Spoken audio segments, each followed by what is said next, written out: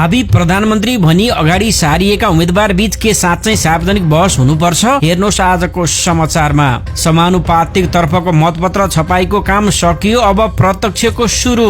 निर्वाचन प्रयोजनका लागि उम्मेद्वारले एउटै प्रकृतिका 2वटा खाता खोल्न सक्ने। 4वटा जलविद्युत आयोजनालाई राष्ट्रिय वन क्षेत्र प्रयोग गर्न स्वीकृति दिने सरकारको निर्णय। मधेस पुगेर नेपाली कंग्रेस पार्टीका सभापति गगन थापाले के भने, हेर्नुहोस् आजको समाचारमा। बालेनको राजनीतिक सक्रियता सँगै रविको छायामा परेको सरकारवालाहरूको भनाई। बालेन शाहको अभिव्यक्ति विरुद्ध निर्वाचन आयोगमा उजुरी। निर्वाचन आयोगले सोध्यो हर्क साम्पाङ, शक्ति बस्नेत र हिक्मत कार्कीलाई स्पष्टीकरण। संसदीय समितिबाट चलचित्र विधेयक पारित। विश्वभरि सुनको मूल्य बढ्नुका कारण अनेक नेपालमा तोलाकै 3,09,000 रुपियाँ कायम। पूर्व राजा ज्ञानेन्द्र शाहले गरे जानकी मन्दिरमा पूजा। गाडीबाट बालेनका समर्थकहरू खस्दा नेपालगञ्जमा 5 जना घाइते। बालेन्द्र शाहलाई हेर्न गुलरियामा सर्वसाधारणको घुइँचो। नेपाली नागरिकलाई भारतमा क्यूआर भुक्तानी सहजीकरण गरिने। सामाजिक सञ्जालमा हिंसात्मक अभिव्यक्ति दिने स्वागत, नेपालले मागे माफी। पाल्पाको रामग्राममा एक सहकारीमा 5 दिनदेखि तालाबन्दी, बचत डुब्ने चिन्ता। नेपाल चेम्बर अफ कमर्सका अध्यक्ष कमलेश अग्रवाल भन्छन् कठोर दण्ड जरिवानाले निजी क्षेत्र निरुत्साहित भएको छ।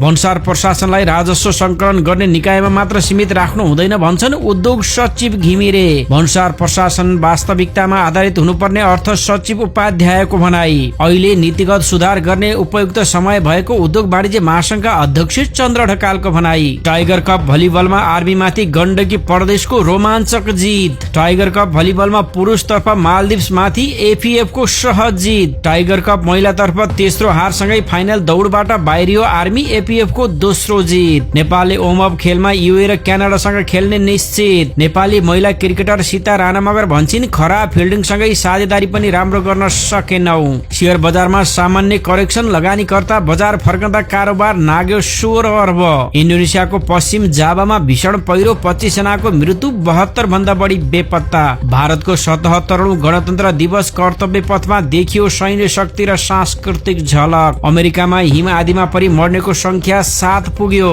अमेरिकी शर्त मानेपछि जोगियो भेनेजुएलाका मन्त्रीहरूको ज्यान। मेक्सिकोमा फुटबल मैदानभित्र छिरेर अन्धाधुन्दा गोली प्रहार, कम्तीमा 11 जनाको मृत्यु।